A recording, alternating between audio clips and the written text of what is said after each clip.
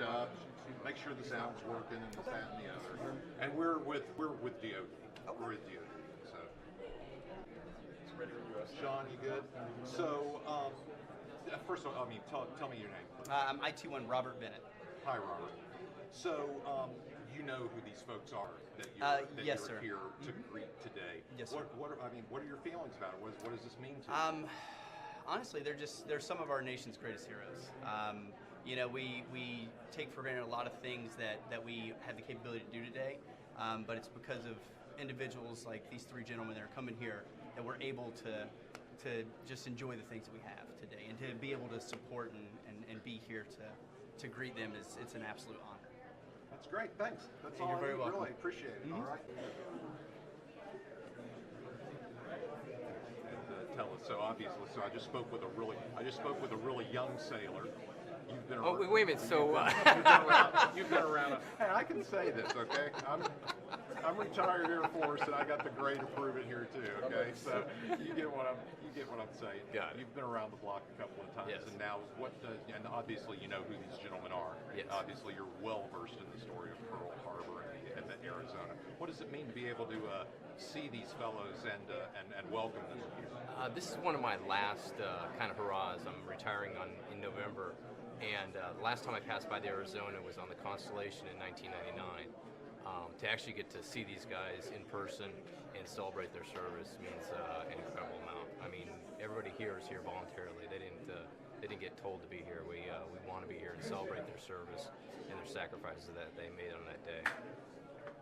Yeah, so obviously the story of the Arizona. I mean, like I said, I was in the Air Force, but in the Navy, is this one of the things that you learn right from day one? It's not something that you learn from day one. It's something that you want to know about from day one. Sure. It's something that when you go by Pearl Harbor, it is something that the entire ship stands to and comes to attention and salutes their service and their sacrifice that they made on that day. And it is a tear-jerking event every time you pass by in Pearl Harbor, the Arizona, and it's something to get to see these guys. Yeah. It means a lot to me to be here. All right. Thanks, Commander. Thank you. I appreciate. I just talked with a couple of guys in the Navy, so obviously they know what this is all about. And I'm sure you do too. But I mean, what does it mean to you to be able to greet these fellows, heroes from World War II? I mean, it's definitely a great honor to be able to support this and be here for this special event for them. I guess World War II was a significant event, just not only for the U.S., but also for, I guess, my ethnic country, South Korea. So definitely want to be here and support them, and it's a great honor. Did you get an opportunity to read up on these guys, or did you just know that it's three survivors? I've not had to. No, yeah. I Okay. No. All right. Okay. Thanks very much. I appreciate it. See, that was easy. I'm ready. Oh, okay. Sergeant Man, what's your first name? Alan. Alan. Yes, sir. Scott Howe. Yes, Nice to meet you. Thank you. So I've been talking to a couple of people. You know what you're here for. Yes, sir. But I talked to the guys from the Navy. Yes, sir. Of course, this is absolutely in their DNA. Right. I mean, Yes, it's sir. a little bit different for us. But Right. what does it mean to you to be able to welcome these fellas from World War Well, II? to be honest, I was stationed at Hickam Air Force Base from 2006 to about 2011. So I had an opportunity to go to the Arizona.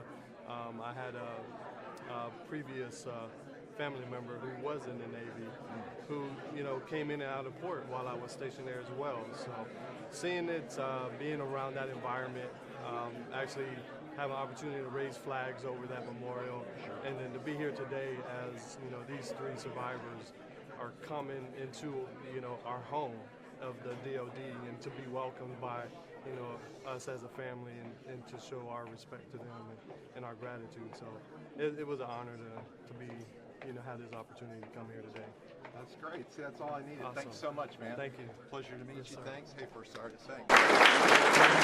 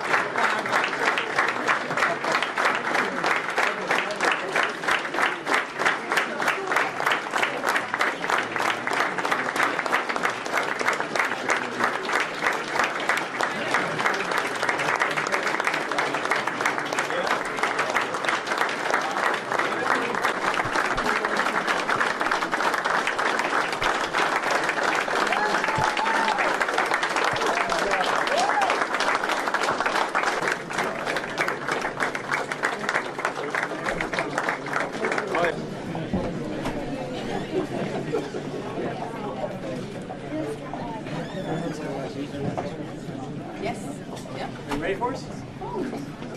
He's ready whenever you are. All right. Thank you. Thank you all. All right, everyone, you can start following me. We're going to clear a hole now. Push off to the sides.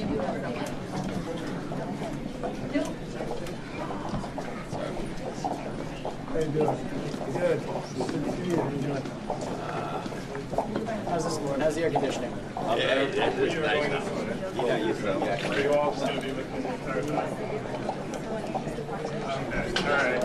Definitely don't want to be out there. We're going to stay inside, though. Make sure we stay indoors the entire time. So you guys can start following me. We're going to start the tour here. All right. It is still a functioning office building, so you're going to see people walking around. Oh, yeah. Hopefully we can push them out of the way. I feel like we're a big, impressive group here.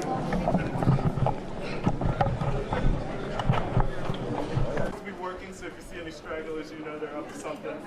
This is the busiest part of the Pentagon. You can see right here on the directory all the stores that are around this area. Into 21 buildings.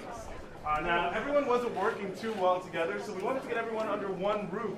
We started the construction of a very large structure to do that. And it ended up not being large enough. That actually ended up being turned into the State Department. Here you can see all the different food places that we have available to us.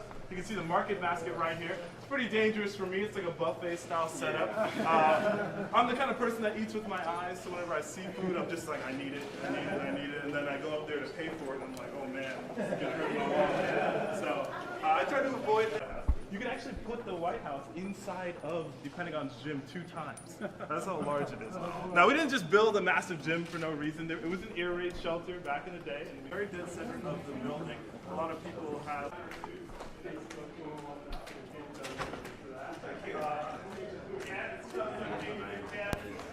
so you can do that. The number one thing people do use it for, though, is kind of sad, cell phone service. Yeah, everyone's attached to their cell phone, and it's kind of impossible to use your cell phone inside of the building. Because the building was made primarily of reinforced concrete, it's a huge dead center. So you'll see as we walk through the fence over there, the windows, people climbing the walls. We think they're looking now I think we're going to have to split up in just a second, elevator-wise. We can't get everyone in the same elevator. Everyone else can. That's the most dangerous part about this building for me, is the people that walk around here. So they always get their phones in the black. The other people don't recognize. Was they made sure that the windows were incredibly reinforced. Glassproof, bulletproof, and shatterproof. They're very heavy as well. I'm heavily into engineering and stuff, and you know what they did to rebuild this place.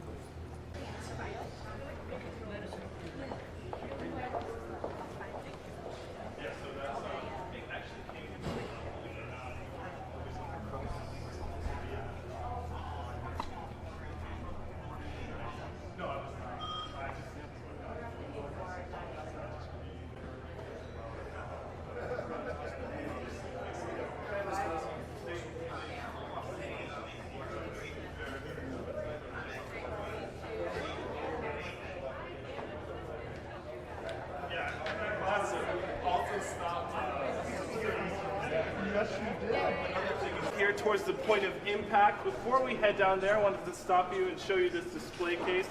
Now, this display case holds different artifacts as well as pieces of artwork that were donated to the Pentagon in the aftermath of the attack. You can see these tribute flags donated by Washington State University, the ensigns or flags encased in shadow boxes. These 2 beautifully made quilts that were donated to the Pentagon by professional quilters. What the building looked like after the aircraft Flight 77 impacted the Pentagon. That portion of the building, Flight 77, it created a direct punch-out hole in the building. It would cut through the building at a 43-degree angle, going at an excess of high. For 45 minutes, the 4th and 5th floors withstood the initial impact. That was a crucial time for those in cross-country flight from Dulles International Airport to LAX. That requires a tremendous amount of jet fuel. It had its max jet fuel capacity of 7,500 gallons of jet fuel, ground by the terrorists. So it had roughly 7,200 gallons of jet fuel on the aircraft. This would cause massive explosions to erupt in the building, spreading fire through, do not mix very well, so that increased the radius of the flame. Then when the firefighters came here to combat the fire, they realized what they were dealing with. They could not use pressurized water, so they had to outsource to the surrounding airports to borrow unique trucks. They're called crash trucks. These are hazmat vehicles located in this next photograph right here. The green off the portion of the building that was on fire and sent the workers back to continue working in the undamaged portions. Think about it, we are the Department of Defense headquarters, we are the brain of the military, and we need to make sure that we are still functioning so that the war effort does not cease. So we're going to head down this corridor, if you could just follow me. As you can see, there are many more. Yeah, see fish a little thin today. Oh, we got this, and then you can take it over.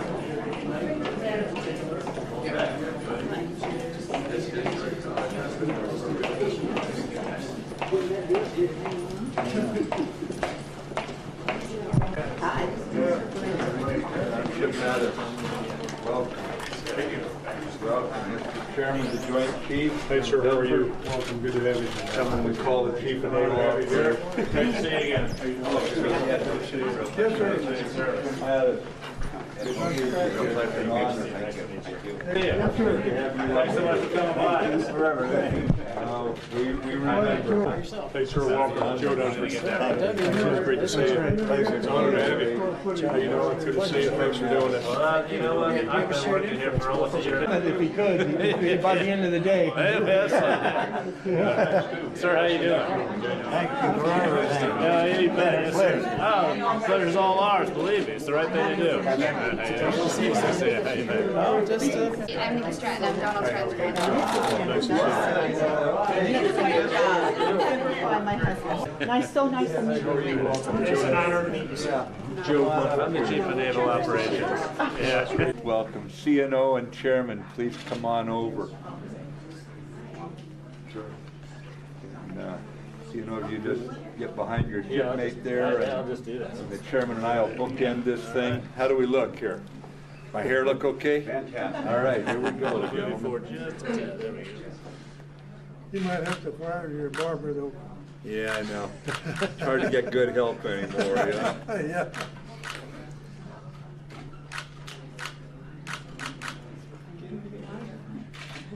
And then one Come more on now, Ken. word with Right. Mrs. Taylor, please. I get 95 and you can do 95, you still look like you got a good couple of decades left in you. that. I hope so. Yeah?